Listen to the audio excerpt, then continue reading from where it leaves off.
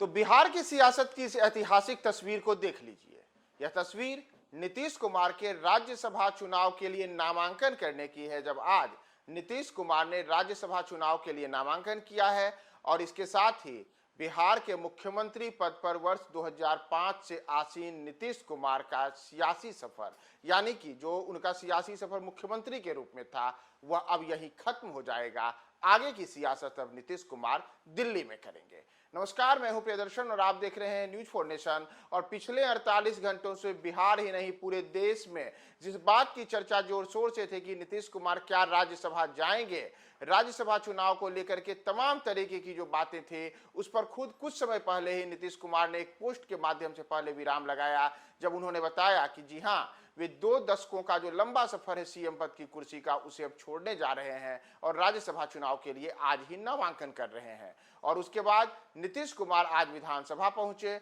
और पूर्व निर्धारित कार्यक्रम के अनुसार नीतीश कुमार और साथ ही साथ एनडीए के एक अन्य प्रत्याशी जो नितिन नवीन है, यानी कि भारतीय जनता पार्टी के राष्ट्रीय अध्यक्ष नितिन नवीन, दोनों ने आज नामांकन किया है। नीतीश कुमार के नामांकन के समय सबसे बड़ी जो बात रही है कि देश के गृह मंत्री अमित शाह खुद उनके नामांकन के दौरान मौजूद रहे। वे दिल्ली से आज विशेषकर केवल इसी के लिए पटना पहुंचे क्योंकि आज नीतीश कुमार को राज्यसभा चुनाव के लिए नामांकन करना था। और आप तस्वीरों में देखिए कि नीतीश कुमार और नितिन नवीन के बीच में बैठे हुए हैं अमित शाह, यानी कि अमित शाह जो कि भारतीय जनता पार्टी के चाणक्य कहे जाते हैं, भाजपा के सबसे बड़े रणनीतिकार कहे जाते हैं। वे रणनीतिकार अब बिहार में भाजपा की सरकार बनाने की दिशा में एक बड़ा संकेत देते हुए दिख रहे हैं। जहां नीतीश कुमार का सियासी जो बिहार में अब तक का सफर है, उस पर अब यही विराम लगेगा और वे अब आगे की सियासत जहां दिल्ली में राज्यसभा सदस्य के तौर पे करेंगे, वहीं बिहार की सियासत में कई किस्म की बातें निकलकर सामने आ रही हैं,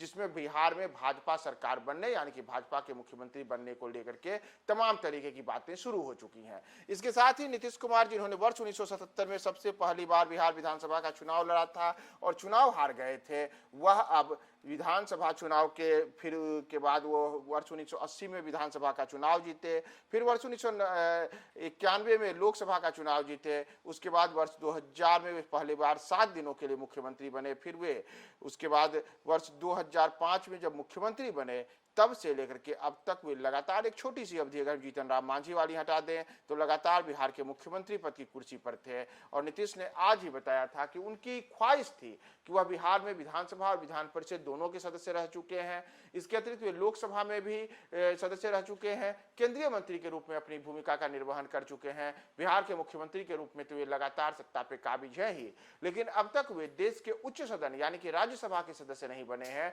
और उनकी वह ख्वाहिश है कि वह राज्यसभा जाएं। तो उन्होंने अपनी एक ख्वाहिश बताई है कि उनका ये सपना था कि उनका ये सपना पूरा हो जाए, तो अब उनका सपना आज पूरा हो रहा है। और आप इन तस्वीरों में देख रहे हैं कि किस प्रकार नीतीश कुमार